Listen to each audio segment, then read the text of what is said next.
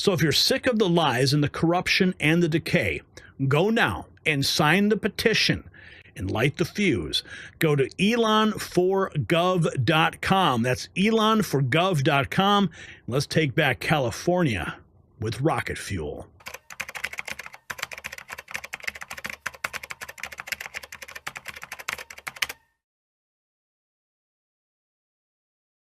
When's the election? When's it happening? And I said, you know, Doge already has an expiration date, because as soon as Elon leaves Doge, he's going to be looking for something else. So Elon was slowly moving from the left. So you've obviously decided to lay your efforts down on the side of the Trump administration in the forthcoming election, and so I think it's really, I think we need a change of administration. I think many years ago, I think probably the Democratic Party was the party of meritocracy and of personal freedom. Yeah. They used to be the free speech party. Yeah. And these days they seem to be the censorship party under the guise of hate speech. Yeah. So weirdly, in my view, the Republican Party is actually the party of that's the meritocracy party, because the Democrats are also promoting DEI, which is really just another form of racism and sexism. It's the most pernicious form, I think, actually. Right. So it's anti-meritocratic. DEI is fundamentally anti-meritocratic. So then it insists on dividing people by groups. Right. As the primary, what would you say, conceptual distinction between individuals? Yes. Race, in fact, ethnicity, sex. I think the Democratic Party is stoking division. I think the evidence for that's clear. All of this group identity nonsense has made things much more. I can see it in Toronto. When my kids grew up in Toronto downtown, I would say they were race, ethnicity, and gender blind. Right. Seriously. Yeah. They had an unbelievably diverse range of friends, and no one cared. Sure. And even in Toronto, that started to shift around with this emphasis on group division. It's a really ugly thing to see. So, yeah, not good. Not good. Yeah, so my view is that at this point in the United States, the Republican Party is more in line with meritocracy and with personal freedom. I always saw him as a left-wing figure, but to see his transformation now has been absolutely mind-blowing. May, was there a specific moment moving to politics that made you say, I'm done with the Democrat Party? Yes, it would be when Elon bought Twitter. And then the Twitter files came out, and it was full of government agencies paying Twitter millions of dollars to remove Republicans from Twitter.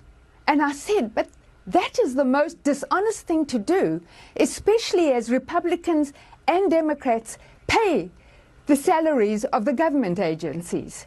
So how can you remove half your people when they pay, when their taxes are covering your fees? That you're spending a lot of money and not letting anybody know.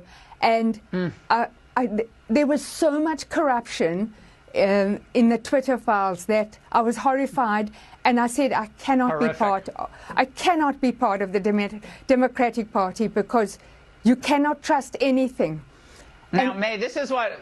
First of all, when I became a U.S. citizen, of course, I was Democratic, because they give you that option, and because they're the good, kind people who care about America.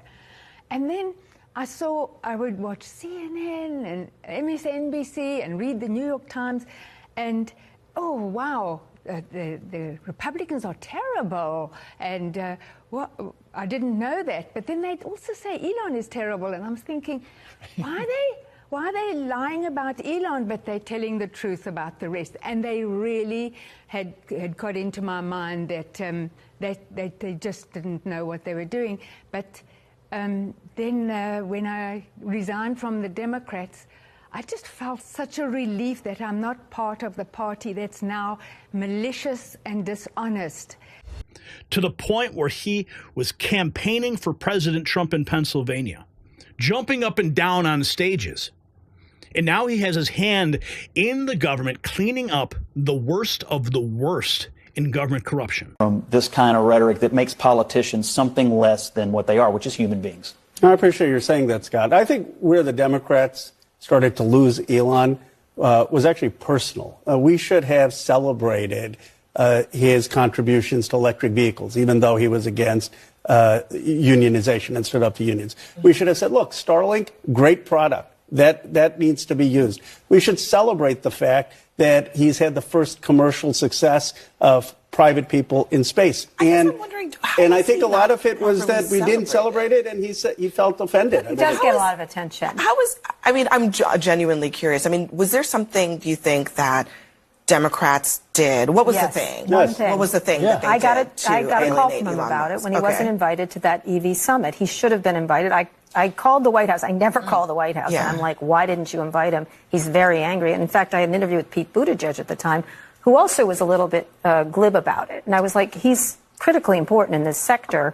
I think the union thing was the big deal of why they didn't invite him, and they should have. He deserved that credit for what he's been doing. And then people were tweeting out about his private flights and him taking a private plane. I don't think Democrats get blamed for that. No, I'm just saying that, look, and I think he should stay off Twitter. I certainly think he shouldn't be making jokes about the vice president. But I think with the Democrats, remember, he was a supporter of Obama. Bill Clinton, Obama had this. And we are the party that is John F. Kennedy, that is about innovation, that is about entrepreneurship. They didn't initially give him the tax credit. We should be celebrating that part of it. There's a weird... Now, I get messages all the time. Gary, we need a Doge in Illinois. We need a Doge in my state and wherever. But if you think about it, where's Elon from? Elon's got an axe to grind against California, against Gavin Newsom specifically.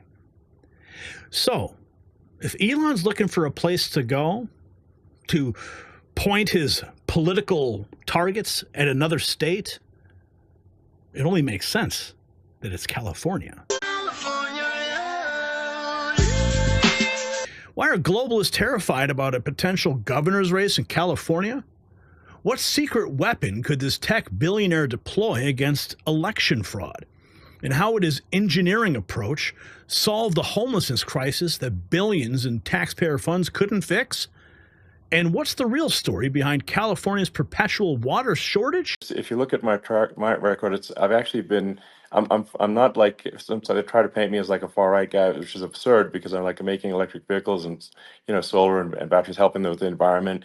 And I actually, I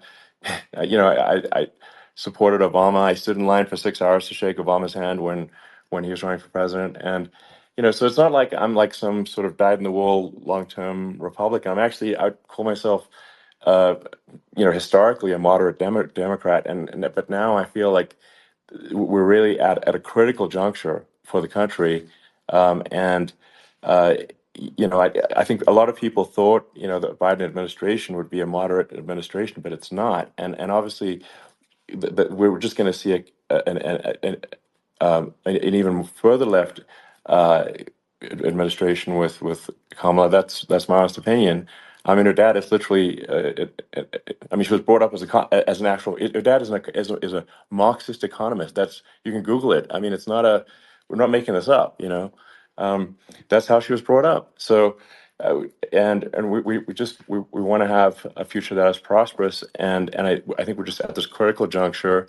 And I think this is a case of America is kind of at a fork in the road, and and I think it will take the path to, like, you are the path to prosperity, and I think Kamala is the opposite. Then that's my honest opinion. I'm gonna get attacked like crazy, and I've also experienced quite a bit of lawfare myself, but I'm just trying to tell people my honest opinion, and I haven't been really active in politics before. And I'm just trying to point out that my track record historically has been moderate, if not moderate, slightly left. And so this is to people out there who are in the moderate camp to say, I think you should support Donald Trump for president. So if you're sick of the lies and the corruption and the decay, go now and sign the petition and light the fuse. Go to elonforgov.com. That's elonforgov.com. Let's take back California with rocket fuel.